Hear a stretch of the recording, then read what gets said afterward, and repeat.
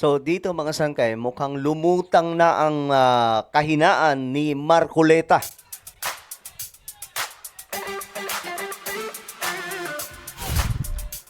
Okay, pag-usapan po natin ito ngayong nangyayaring gulo sa politika sa Pilipinas. Alam naman po natin mga sangkay yung bakbakan ni Marcoleta at itong mga anti-China, no? At tingnan po natin, maki-chismis po tayo mga sangkay. Kasi ngayon daw po, itong si Marcoleta, tila baga, nagpakita na po ng kahinaan. Kasi nagyaya po ito ng debate. Ngayon na pinatulan ng debate, magkakaso na daw sa kanyang magiging kadebate. Bakit ganon? Mag-usapan po natin yan. Anyway, bago tayo magtuloy-tuloy sa mga hindi pa po nakakapag-subscribe dyan, nakikita nyo po yung subscribe button sa baba ng video na to. I-check nyo na lamang po, guys. Click nyo po yung subscribe, i-click ang bell, at i-click nyo po yung all. Sa mga hindi pa po na kapag follow sa ating Facebook page, i-follow nyo po yung ating Facebook page. Alright? So ito mga sangkay, diretso po tayo. Kasi may magho-host na pa naman sa kanilang magiging debate ni Justice Carpio. Ayan yung PBA or Philippine Bar Association handa daw maging host sa debate na ito. Handang maging host ang Philippine Bar Association sa hiling na public debate sa pagitan ni dating Senior Supreme Court Associate Justice Antonio Carpio at Senador Rodante Marcoleta. Aha. Kaugnay yan sa issue sa West Philippine Sea. Ang tanong, ready kaya ang senador? Yan ang agenda meeting report ni Isaiah Ang tanong, ready kaya ang senador? Mukhang hindi. Fuentes ng Abante. Let the games begin. Dahil buo na ang produksyon sa inaabangang debate sa pagitan ni dating Senior Associate Justice Antonio Carpio at Senator Rodante Marcoleta patungkol sa West Philippine Sea. Yan ay matapos maglabas ng pahayag ang Philippine Bar Association na gusto raw nilang maging host sa debate. Ayun. At hindi lang yan, dahil all in na kasi sila na rin raw ang bahala sa venue. Okay. Ulitin ko, ang nag-aya po netong debate ay si Marcoleta. Okay? Si Marcoleta, hinamon niya po eh. Ngayon, pinatulan. Nung pinatulan, umokay na si Marcoleta. Sabi niya, I hope ganito daw. Tapos, bigla po may lumabas na breaking news.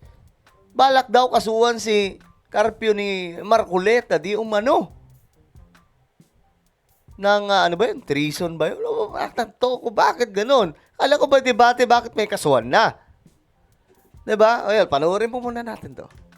Ayon sa kanilang pahayag, isa silang non-partisan group na may layunin na pagtibayin ang rule of law. Naniniwala rin daw ang kanilang grupo na ang palitan ng mga opinyon at pahayag ay magandang paraan para mas maintindihan ng taong bayan ng issue.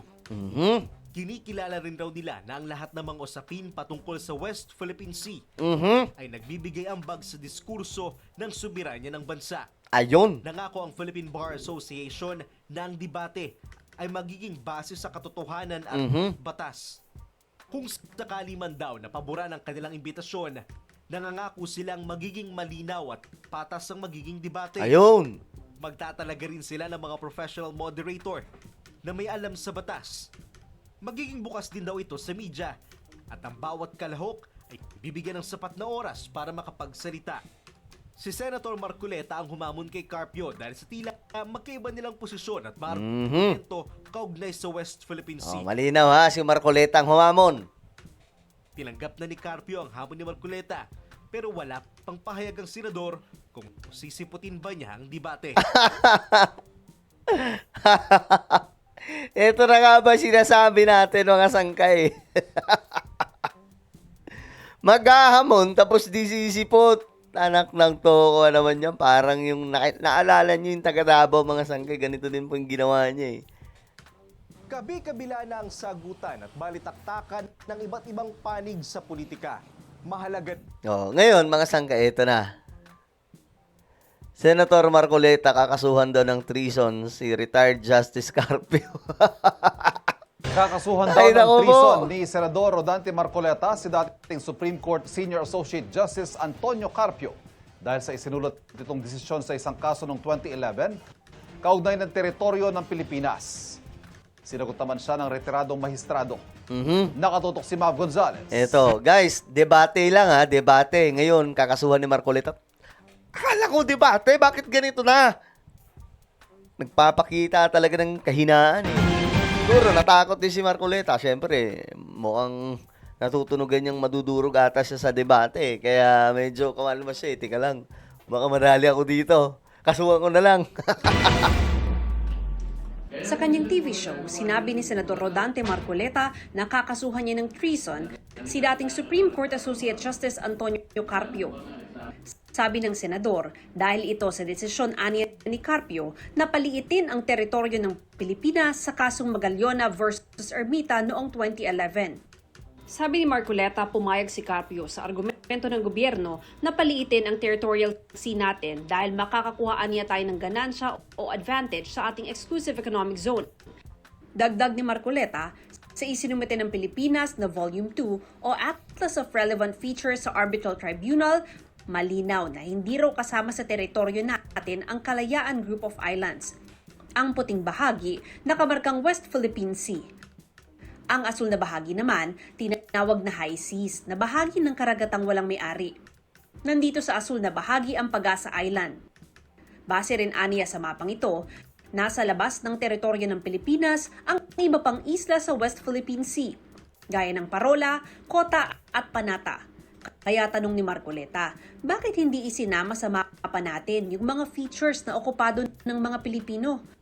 Gobyerno aniya ng Pilipinas ang nagsumiti nito sa tribunal, kasama sina Justice Carpio at Maritime Law Expert Attorney J. Batong Bakal. Ngayon daw, siya pa ang hinahamon sa sinabi niyang kung parte ba ng Pilipinas ang Kalayaan Group of Islands o hindi. Giit pa ni Marcoleta, hindi naman niya sinabi na hindi parte ng teritoryo ng Pilipinas ang Kalayaan Group of Islands, pero kailangan daw ng mapa at coordinates nito. Tugon naman ni Justice Carpio, lahat ng first-year law student. Ito. 'Di ba? Ang sabi po ni Marcoleta, mga sangkay, anuhin na. Kakasuhan daw po. Ayan o. I charge him treason for this. Kailangan malaman mo na, Justice Carpio, kung nakikinig ka. Ngayon, ito yung sagot, mga sangkay. Alam na pwede lang magkaroon ng treason kung Tugon naman ni Justice Carpio, lahat ng first-year law student, alam na pwede lang magkaroon ng treason kung nasa gitna ng digmaan ng Pilipinas. Alinsunod sa Article 114 ng Revised Penal Code. Baka naman nasa digmaan na tayo at nilusob na tayo ng China. Hindi lang natin alam. Kaya ganito yung komento ni Marcoleta. Dagdag niya sa kasong Magallona versus Ermita, gusto ni Magallona na isama sa teritoryo ng Pilipinas lahat ng isla at katubigang sakop ng 1898 Treaty of Paris Lines. Ito ang tratadong nagtapos sa Spanish-American War at naglipat ng Pilipinas at iba pang kolonya ng Espanya sa kontrol ng Amerika. Pero ayon kay Carpio, malinaw na labag sa UNCLOS at customary international law kung isama sa Philippine territorial waters ang lampas sa 12 nautical miles mula sa archipelagic baseline natin. Masasama rin daw rito ang malaking bahagi ng exclusive economic zone at maliit na bahagi ng high seas, bagay na labag din sa UNCLOS. Kung kinatigan aniya ng gobyerno sina Magallona, tsak na i-dismiss agad ng arbitral tribunal ang kaso natin dahil magiging kapareho lang natin ang 9-dash line ng China na labag sa UNCLOS at international law. Sabi naman ni dating Senador Francis Tolentino, na author at sponsor ng Republic Act 12064 o Philippine Maritime Zones Act, hindi na kailangang gumawa ng mapa ng Pilipinas. Wala po nagre-require sa atin mag-produce ng mapa. Iba po ang mapa. Ang mapa po ay cartographic drawing lang po yun.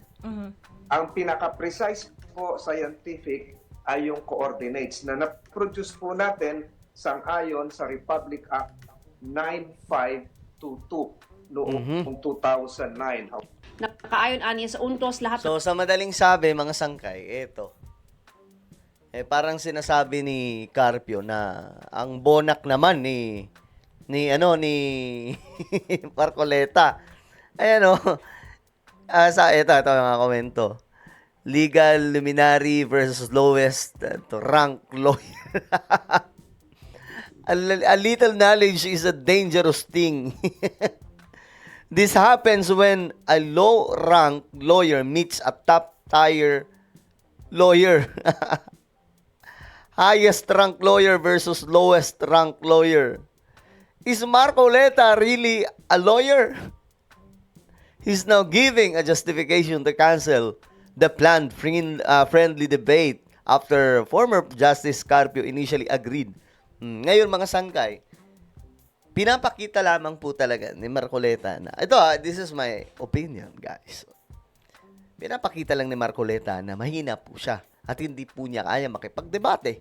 Kung ganito po yung kanyang mga statement.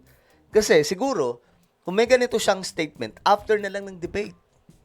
'Di ba? Patunayan niya sa debate. Ngayon, kahit ito pwede po itong isama sa debate. Ang tanong, sisipot ba si Marcoleta? Baka mangyari ito. Alam niyo yung nangyari kay General Torre, di ba? Hinamon siya. Ayun, anong nangyari? Tumakas yung naghamon. Di ba? So baka ganito din ang mangyari kay Marcoleta. Pero sana matuloy kasi para gusto ko rin inaabangan ko rin kung paano magsasalpukan itong dalawang to eh. Well, kayo mga sangkay, ano po ang inyong opinion? Comment down below. Mayroon tayong YouTube channel, Sangkay Revelation. Hanapin nyo po ito ngayon sa YouTube. Kapag nakita nyo na, i-click nyo po yung subscribe, i-click ang bell, at i-click nyo po yung all. Ako na po ay magpapaalam. Mag-iingat pong lahat. God bless everyone.